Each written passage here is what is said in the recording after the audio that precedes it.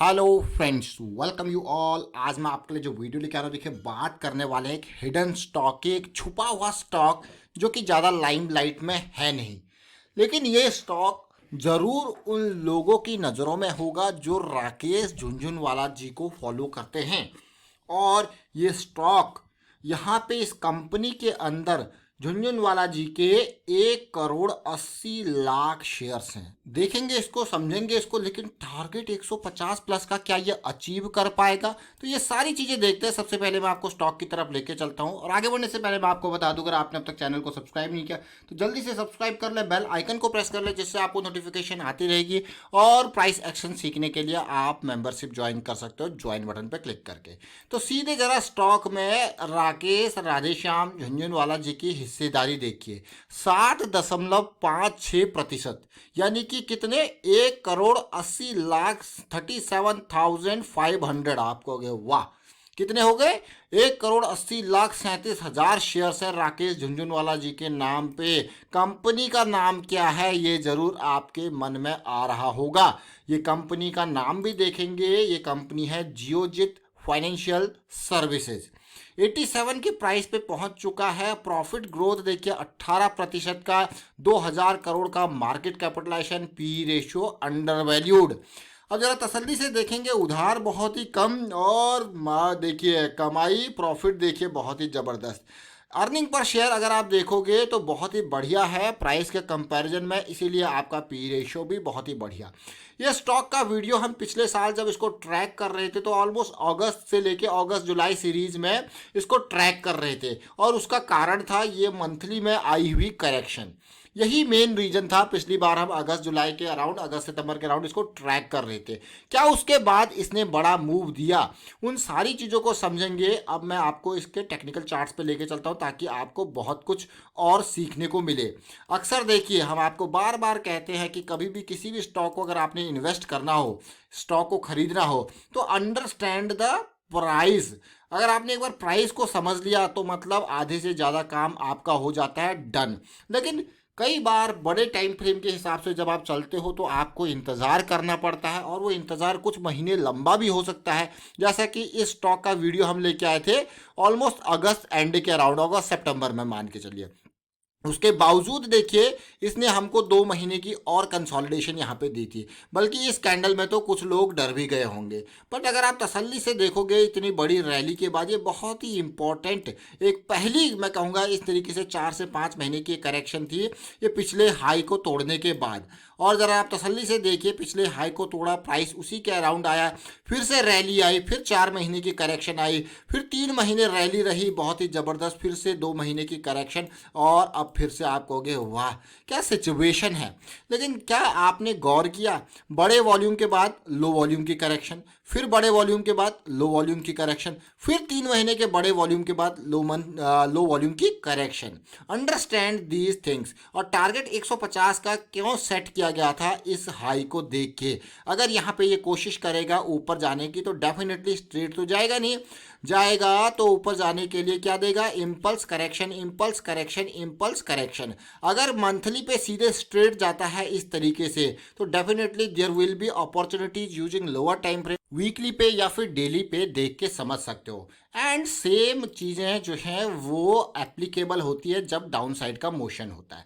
Down side में भी आपको इसी तरीके से, इसको हम क्या कहते हैं, फ्रैक्टल नेचर ऑफ मार्केट। लेकिन जब एक बार बॉटम पे आ जाता है तो धीरे धीरे कैंडल का जो है लेंथ भी छोटा होता रहता है, और आप देखोगे कि स्पीड डिक्रीज हो रही है, आरएसआई पे डाइवर्जेंसेस आपको देखने को मिलते हैं, फिर चीज़ें बदलती हैं, और बदलती हुई चीज़ों में ट्रेंड भी बदलता है। और जब वो ट्रेंड बदलेगा तो फिर अपॉर्चुनिटी बनेगी, और अब आप देखो जैसे डाउन गया था उसी तरीके से धीरे धीरे करके अपसाइड मोशन स्टार्ट हो चुका है। और जिस तरीके से अभी देखिए, अगर आप देखोगे ये सारी चीज़ें कहाँ हो रही है मंथली पे, सुपर मोमेंटम एरिया में, तो बहुत इंपॉर्टेंट है आने वाले कुछ महीने। ये देखिए ज़रा, और इससे पहले की करेक्शन मैं कहूँगा जो 54-55 लेवल के लेवल पे रिजॉल्व हुई थी वो और भी बढ़िया थी देखिए। और आप देखेंगे छोटे टाइम फ्रेम पे समझने की कोशिश करेंगे, कभी भी किसी स्टॉक को भी अगर आप एनालाइज कर रहे हो तो मैं आपको कहूँगा उसको सिंगल टाइम फ्रेम पे नहीं बल्कि multiple time frame wise analyse कीजिए। आपको ज़्यादा बेटर मैं कहूँगा अपॉर्चुनिटी, ज़्यादा बेटर रिस्क मैनेजमेंट के साथ देखने को मिलेंगी चीज़ें।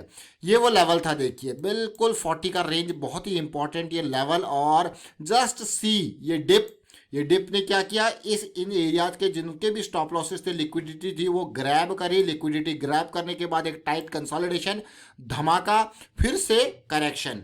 इस करेक्शन के बाद आगे देखिए क्या हुआ, फिर से आई एक और करेक्शन जो इसको ले गई प्राइस को बहुत ही ज़बरदस्त तरीके से जंप। लेकिन अभी के टाइम के हिसाब से अगर मैं देखूं तो ये बिल्कुल फर्स्ट लेग मैं कहूँगा। और उसके बाद अगर आप देखो तो ये ब्रेकआउट के बाद एक काइंड ऑफ पुल बैक भी देखने को मिला, जो कि सबसे पहले ज़्यादा नहीं इस एरिया में जाने की कोशिश कर सकता है। फिर इस एरिया में या तो ब्रेकआउट के बाद का पुल बैक या फिर इसी के नियर छोटी सी करेक्शन देखने को मिल जाए तो मज़ा आ जाए। देखिए आपको हो गया यार वाह।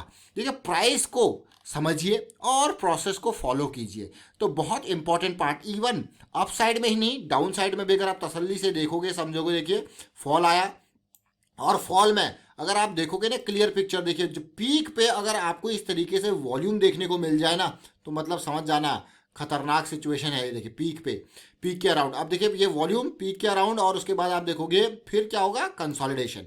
फिर देखिए अभी यहीं पे कहानी नहीं रुकी, ये 2018 में मिड कैप और स्मॉल कैप में यही सिचुएशन हुई थी। फिर फॉल आएगा, फिर वापस देखिए जंप। तो इन रैलीज में बहुत सारे लोग फंस जाते हैं। तो इसीलिए मैं आपको कहता हूँ ना, बॉटम कैच करने की ज़रूरत कभी भी नहीं है। हमेशा हाई पे बाई करो और उससे भी ज़्यादा पोजीशन पर आप उसको जब मोमेंटम में आपके पास आ जाए तब स्टॉक को खरीदिए, क्योंकि वहाँ पे हाई प्रोबेबिलिटी और रिस्क जो है लो होता है। तो यहाँ पे मोमेंटम कहाँ से आया, इस 40 रुपये के लेवल से। दूसरा एरिया, तीसरा एरिया, आपको कहोगे वाह यार ये तो बहुत ही, ये क्या होती है, लो रिस्क वाली अपॉर्चुनिटीज़। देखिए ये लो रिस्क वाली अपॉर्चुनिटीज होती हैं। हिडन स्टॉक जरूर है। राकेश झुंझुनवाला जी का क्या टारगेट 150 का अचीव कर पाएगा, चलिए देखते हैं क्या किस तरीके से जाता है। डेली टाइम फ्रेम पे आते हैं, समझने की कोशिश करते हैं। देखिए ये बहुत इंपॉर्टेंट चीज़ जो मैं अभी आपके साथ शेयर करूंगा वो है जो कुछ इसमें हुआ, एकदम जंप वापस। मतलब जैसे क्या होता है, अक्सर हम क्या होते हैं, लोअर हाई लोअर लो की सीरीज में इस तरीके से चल रहे होते हैं, ठीक है, और अचानक सीधे जंप आता है इस तरीके से। और इसके बाद क्या होती है, कंसोलिडेशन। इस एरिया में क्या हुई, जैसे ये कंसोलिडेशन, फिर क्या होगा, प्राइस इसको पार करने की कोशिश करेगा। फिर क्या होता है, इस एरिया में ही पुल बैक आता है। देखिए बिल्कुल उसी तरीके से सिचुएशन, फिर ये एरिया पार होगा, फिर इस एरिया में जाके आपको या पुल बैक या कंसोलिडेशन इस तरीके से मिलता है। अगर आपको यकीन नहीं है तो आपने बहुत सारी वीडियोज इस तरीके से आपके सामने क्रिएट कर रखे हैं, आप रेगुलर व्यूअर हो तो देख के समझ जाओगे। तो आने वाले टाइम पे अब क्योंकि ये पुल बैक आ चुका है, पुल बैक का जो हमारा स्टॉप लॉस है वो 80 रुपये के अराउंड बैठता है। अब आप देखिए, और इस एरिया में अगर कंसोलिडेशन देखने को मिल जाए तो और भी बढ़िया बात है। अब आपका जो है रिस्क, ये बिल्कुल डीप रिस्क जो था 70 का, वो बढ़ के इस एरिया में चला जाएगा। धीरे धीरे यहाँ से यहाँ गया, यहाँ से यहाँ गया, इस तरीके से आपका जो स्टॉप लॉस है वो और ऊपर जाते रहेगा। ये इंपॉर्टेंट है। हमेशा देखिए प्रॉफिट न केवल आपकी कैपिटल को बचाना बल्कि प्रॉफिट को बचाना भी आपकी प्राथमिकता होती है। कैपिटल के बाद प्रॉफिट की बारी, क्योंकि अगर आप प्रॉफिट को नहीं बचाओगे तो definitely you can lose a huge profit also. जिस तरीके से अभी स्टॉक्स भाग रहे हैं और अगर वो आसमान पे पहुंच चुके हैं तो एटलीस्ट कुछ ना कुछ बुकिंग या फिर कुछ मैं कहूँगा trailing of the stop losses बहुत इंपॉर्टेंट है। इवन आप इसको देख सकते हो, यहाँ पे बिल्कुल एक काइंड ऑफ वाइकॉफ की स्प्रिंग यहाँ पे बनती है, वाइकॉफ स्प्रिंग में इसको कहता हूँ। फिर देखिए कंसोलिडेशन, अमेजिंग, जिसको साइन ऑफ स्ट्रेंथ आप कहते हो। फिर देखिए रैली, वाह अमेजिंग कहोगे आप। देखिए सिचुएशन, तो ये जियोजित फाइनेंशियल है और इसको अब हम आरएसआई लेवल पे भी समझने की कोशिश करेंगे। आरएसआई पे जैसा कि देखिए बिल्कुल डाउन गया था, वापस हुआ और सुपर मोमेंटम एरिया में वापस आया है और पिछले जंप के साथ हायर हाई बनाया। अब उम्मीद करते हैं कि ये जो फ्राइडे को जिस तरीके से सिचुएशन बनी ये भी रिजॉल्व यहाँ पे हो आने वाले कुछ दिनों में, या फिर अगर कंसोलिडेशन देखने को मिल जाए ऑलमोस्ट 80 रेंज से ऊपर ही, तो बहुत बढ़िया यहाँ पे सिचुएशन आ सकती है जियोजित फाइनेंशियल में। और ये जो भी वीडियोज होते हैं हम एजुकेशनल पर्पज़ के लिए यहाँ पे क्रिएट करते हैं। चाहे आप हेरिटेज फूड का वीडियो देख लो, किस तरीके से सिचुएशन इसने दी हमको, और अभी रिसेंटली हमने आई थिंक फ्राइडे को इसका, थर्सडे को इसका एक वीडियो क्रिएट किया था फेडरल बैंक जो कि राकेश झुनझुनवाला जी की अनदर मैं कहूँगा एक होल्डिंग है। आप इसको इसकी सिचुएशन देख सकते हो किस तरीके से यहाँ पे चीज़ें बदली।